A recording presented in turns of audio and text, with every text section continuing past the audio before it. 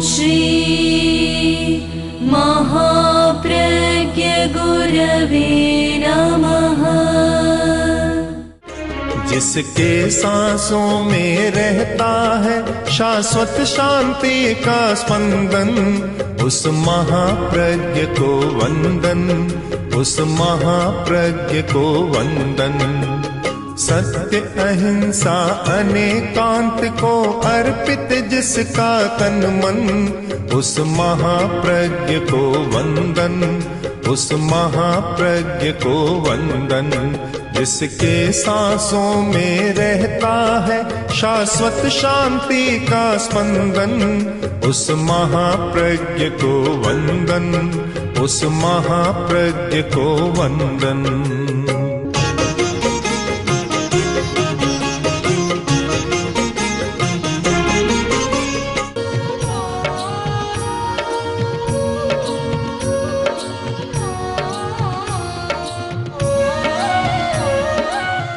हमारी दुनिया में शब्द का बहुत महत्व है,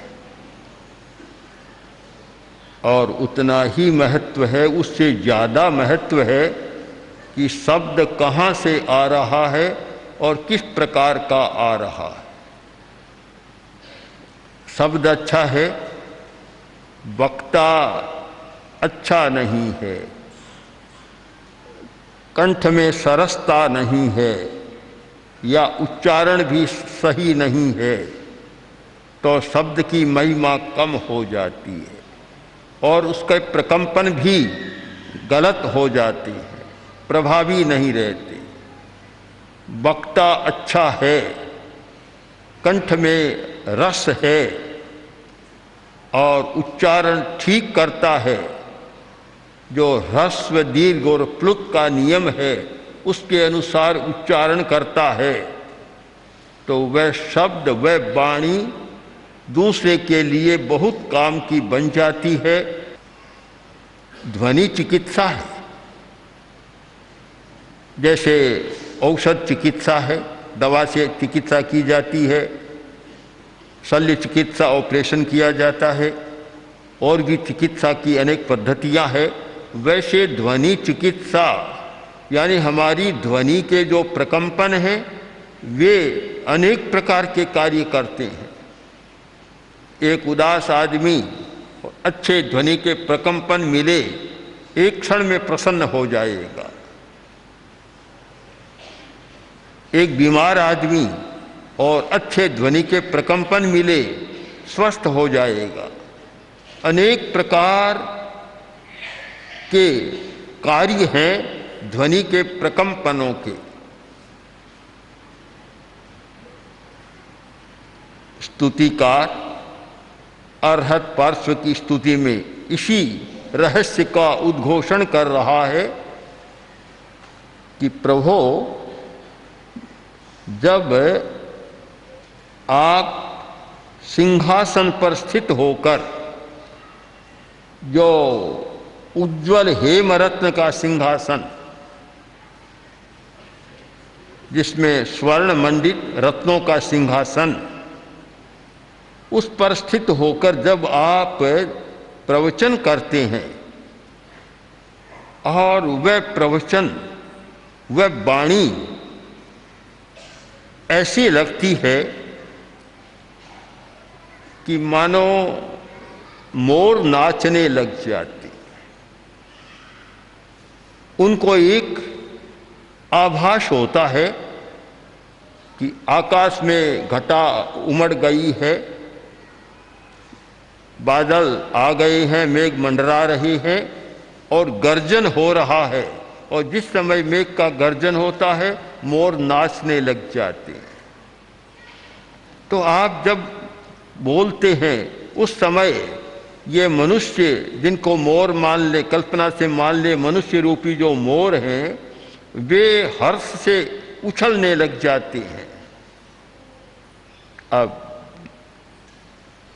मेघ का गर्जारव सुनता है, मोर की सारी शारीरिक क्रिया बदल जाती है, उसका सारा मैकेनिज्म बदल जाता है, सारी जो शरीर क्रियाएं बदल जाती है और तन्मय हो जाता है। पक्षियों के साथ बहुत सारे प्रकंपनों का संबंध है, रश्मियों का संबंध है। चकोर चंद्रमा को देखता है और चंद्रमा की रश्मियां आती है, प्रसन्न हो जाता है। और चातक पक्षी है, जब सूर्योदय होता है और सूर्य की पहली किरण जब भूमि पर गिरती है, चातक एकदम प्रसन्न हो जाता है। और जब आकाश में ये काली कजरारी घटाएं आती है, वे बादल उमड़ते हैं और जब गरजारव होता है, मोर प्रसन्न हो जाता है। स्तुतिकार ने कहा, प्रभु जब आप सिंहासन पर स्थित होते, अरहत पार्श्व का शरीर श्याम है, नीला वर्ण, श्याम नील वर्ण। तो नील वर्ण, और मेघ का भी वर्ण नील होता है, बादलों का रंग नीला होता है, तो नील वर्ण है। और आप जब देशना देते हैं, नदंतम, जब आपका वह नाद होता है, ऐसा लगता है कि मानो मोर समझ लेते हैं कि चामी कराद्री शिरसी, उस स्वर्णगिरी के सिर पर बादल आ रहे हैं, गरजारव कर रहे हैं और अब बूंदें गिरने वाली है। चातक ये मोर नृत्य करने लग जाते। कवि ने सिंहासन की बात कही है। सिंहासन एक अतिशय माना गया है। सिंहासन वर्तमान संदर्भ में वीतराग के लिए इस प्रकार के स्वर्णिम रत्न जटित सिंहासन की बात थोड़ी विचित्र लगती है, पर यह एक अतिशय माना गया, विशेषता मानी गई कि ऐसा होता है। हम तो इसका इतना ही लें कि वह कोई स्फटिक का सिंहासन, शिला, पट्टशिला, और उसका एक स्थान बन जाता है, और जहाँ तीर्थंकर बैठते हैं अपने आप वह सिंहासन बन जाता है, सिंहासन के रूप में लगने लग जाता है। और उस पर बैठकर जब बात होती है वह बड़ी महत्वपूर्ण होती है। इस श्लोक का सार हमें इतना ही लेना है कि वाणी में जो चमत्कार है उसका अर्थ समझना है। एक वाणी आती है, प्रसन्न कर देती है, और एक वाणी आती है, प्रसन्न को उदास बना देती है।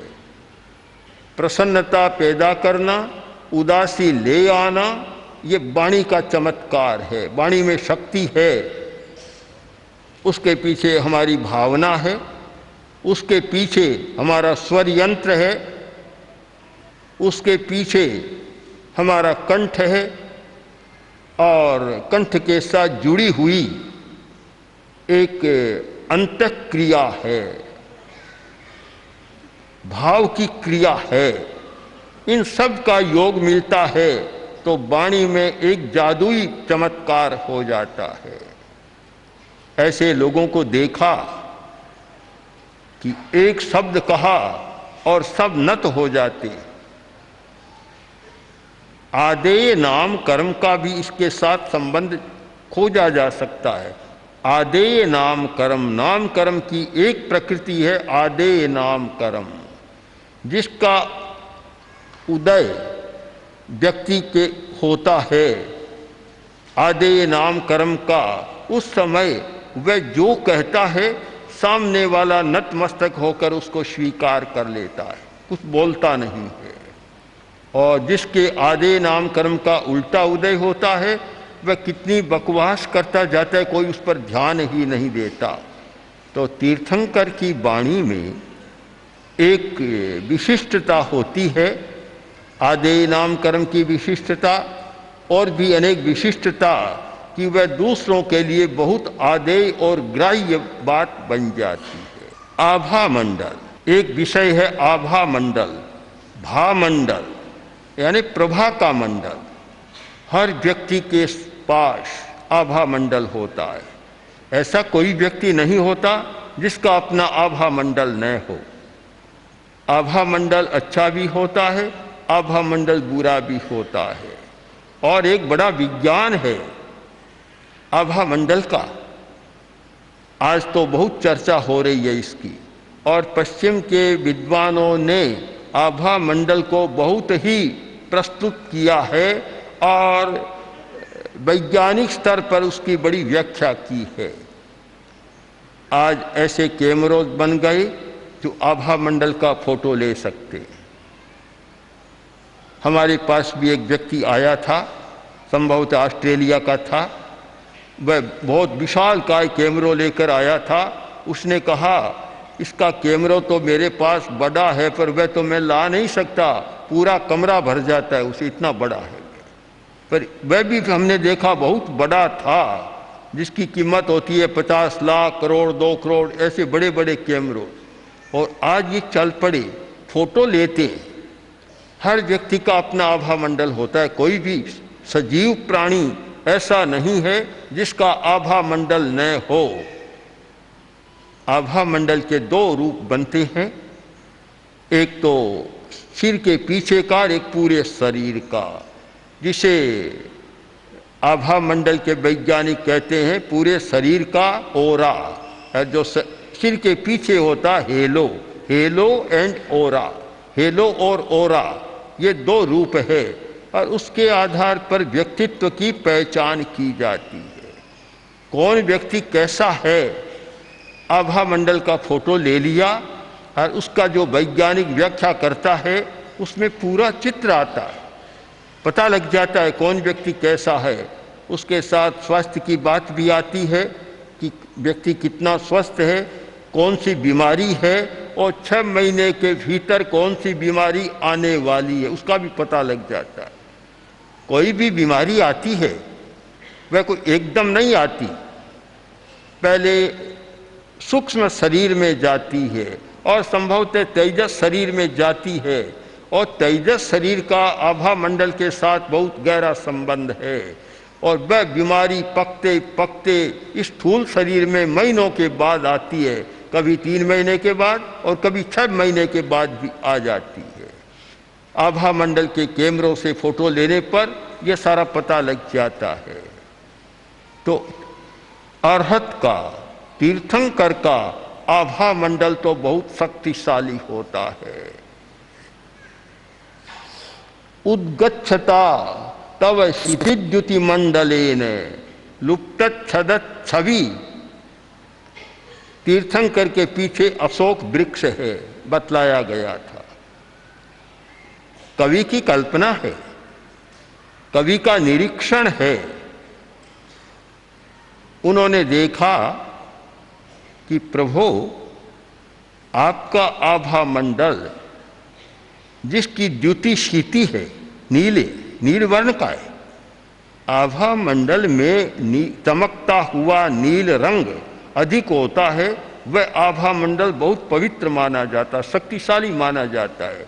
तो क्षिति द्युति मंडलेन, जिसके साथ क्षिति श्याम वर्ण का यानी नीले वर्ण की द्युति वहां से आ रही है, पूरा आभा मंडल। और आभा मंडल जिसका शक्तिशाली होता है, व्यक्ति एक कमरे में बैठा है, बड़ा कमरा है, बैठा है और उसका आभा मंडल पूरे कमरे में फैल जाता है। बहुत लोग कहते हैं कि हम एक साधु के पास गए, एक सन्यासी तपस्वी के पास गए, जाते ही हमें बड़ा शांति का अनुभव हुआ। वह शांति कहाँ से आती है? वह कहने वाला मिथ्या बात नहीं कह रहा है, सही बात कह रहा है। हमें उस कारण को समझना है कि जिस आत्मा का आभा मंडल पवित्र होता है, शक्तिशाली होता है, उसके पास एक दुखी आदमी जाता है, जाते ही सुखी बन जाता है, दुख को भूल जाता है, शोक संताप को भूल जाता है। हमने अनेक बार देखा कि पूज्य गुरुदेव के पास कुछ लोग आते, गुरुदेव कहते बोलो क्या बात है, कि महाराज आए तो कुछ और लेकर थे, अब तो हम सब भूल गए, हमें याद ही नहीं क्या बात लेकर आए थे, सब भूल गए हम तो। उसकी रस्मियों में घुल जाते हैं। कई बार मैं देखता हूं कि भाइयों का आग्रह रहता है कि नजदीक आए चरण स्पर्श करके, बाइयां कभी नहीं करती, बैठी रहती है। आश्चर्य होता है, घंटा 2 घंटा 3 घंटा अगर दर्शन होता है तो बैठी रहती है। तब प्रश्न होता है क्या मिलता है, इतनी देर क्यों बैठी रहती है, कारण क्या है? कारण यही है कि जब आभा मंडल पवित्र होता है और उसके परिपार्श्व में जाते हैं तो आनंद से व्यक्ति सराबोर हो जाता है, आनंद में लीन हो जाता है, आनंद मग्न बन जाता है। फिर यह अपेक्षा नहीं रहती मुझे बतलाए पूछे, ये सब बातें भूल जाते हैं। आभा मंडल। स्तुतिकार कहते हैं कि प्रभु आपका वह नील छवि वाला, नील कांति वाला आभा मंडल जब फैलता है तो आपके पीछे जो अशोक का वृक्ष है वह भी अपने पत्रों की छवि को खो देता है। उसके पत्ते हैं लाल, अशोक के लाल पत्ते। अशोक दोनों प्रकार का होता है, हरे रंग का, लाल पत्तों वाला भी। तो जो लाल पत्र वाला अशोक है आपके पीछे है, किंतु जब आपका वह नीले रंग का आभा मंडल की आभा रश्मियां जाती है वह अपने राग को खो देता है। राग का अर्थ रंग, राग और रंग, अपने राग को खो देता है, वह लाल की जगह नीला बन जाता।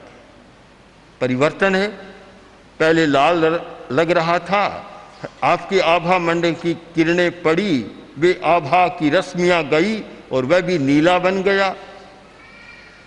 स्तुतिकार कहते इसमें क्या आश्चर्य है, यह तो सानिध्य का प्रभाव है, सानिध्य की महिमा है। प्रभु आपके पास कोई भी व्यक्ति आता है वह नीरागताम ब्रजति, नीराग हो जाता है, नीराग, राग रहित हो जाता है, बीतराग बन जाता है। अब राग सबके 2 अर्थ होते हैं। राग का अर्थ है रक्ति, आसक्ति, अनुरक्त होना, आसक्त होना, और राग का एक अर्थ है रंग, रंग, रंगीन होना। अगर अशोक का वृक्ष अपने रंग को खोकर नीराग हो जाता है, इसमें कोई आश्चर्य की बात नहीं, मनुष्य भी नीराग बीतराग बन जाता है। जो आपके आभा मंडल के पास आकर बैठता है वह नीरागताम ब्रजति, नीराग बन जाता है, यानी राग मुक्त हो जाता है। संसार के बंधनों में जहाँ पदार्थ का संबंध है राग द्वेष पैदा होता रहता है। व्यक्ति के साथ राग, वस्तु के साथ राग, और राग उत्पन्न होता रहता है, भीतर में है, निमित्त मिला और उत्तेजित हो जाता है, उद्दीप्त हो जाता है। किंतु आपके आभा मंडल का प्रभाव है नीरागताम ब्रजति, वह बीतराग बन जाता है, राग रहित हो जाता है। कवि ने बहुत सुंदर कल्पना की है, अशोक के पत्तों का रंग बदल जाना और व्यक्ति की चेतना का रंग बदल जाना। आखिर राग रंग ही है, चेतना का रंग बदल गया। जो चेतना पदार्थ में आसक्त थी, मूर्छावान थी, उसकी मूर्छा टूट गई, परिवर्तन हो गया। तो चेतना का रूपांतरण बहुत कठिन काम है, बहुत कठिन। स्वभाव का बदलना हम मानते हैं बहुत कठिन बात है, आदतों का बदलना बहुत कठिन बात है। उपाय खोजे जा रहे हैं कि कौन सा उपाय काम में लें जिससे हमारी चेतना का रूपांतरण हो, बदल जाए, क्रोध की चेतना का रूपांतरण हो और सहज क्षमा का विकास हो जाए, अहंकार की चेतना का रूपांतरण हो और सहज विनम्रता का उदय हो जाए, लोभ की चेतना समाप्त हो और संतोष की चेतना जाग जाए। कैसे हो सकता है? अनेक कारण, अनेक साधन है, हो सकता है। उनमें सबसे सरल उपाय आचार्य ने बतलाया सान्निध्य। सान्निध्य उपाय है, ध्यान करो, चेतना का रूपांतरण होगा। कायोत्सर्ग करो, चेतना का रूपांतरण होगा। अनुप्रेक्षा का प्रयोग करो, चेतना का रूपांतरण होगा। पर घंटों तक बैठे रहो, रोज करो और लंबे समय तक करो, महीना, 2 महीना, 4 महीना, 6 महीना, तब वह आदत बदलती है। एक दिन में नहीं बदल जाती, इतना परिवर्तन होता है। अब जब प्रश्न हुआ कि प्रभु ये तो सब बड़े जटिल उपाय है, कष्ट साध्य उपाय है, कितनी कठिनाई के साथ हमें काम करना पड़ता है, कष्ट साध्य है, हमें तो सीधा रास्ता कोई बताओ। सीधा रास्ता क्या है कि चेतना का रूपांतरण हो जाए। स्तुतिकार ने इसका उत्तर दे दिया कि सीधा उपाय है अरहत का सान्निध्य। जिस व्यक्ति ने अर्हता प्राप्त कर ली, ज्ञान की अर्हता, दर्शन की अर्हता, चारित्र की अर्हता, बीतरागता प्राप्त कर ली, पूरा बीतराग न भी बने किंतु बीतरागता की साधना में लग गया और बीतरागता का ही सामने चिंतन रहता है, उस व्यक्ति की सन्निधि में जाओ, उसके पास बैठो, तुम्हारी चेतना का रूपांतरण अपने आप होने लग जाएगा। यह सरल उपाय है। शायद इसीलिए उपासना का कार्य इतना चला है, लोग उपासना में आते हैं। सरल रास्ता यह है, ध्यान करना। कुछ लोग मानते हैं ध्यान हमसे नहीं होता, जप भी हम नहीं कर पाते, प्राणायाम भी नहीं कर पाते और भी नहीं कर पाते। सबसे सीधा उपाय क्या है? उपासना। पास में जाकर बैठ जाओ, बैठे रहो, भीतर से परिवर्तन शुरू हो जाएगा। बहुत बड़ी वैज्ञानिक प्रक्रिया है ये परिणमन की, परिवर्तन की।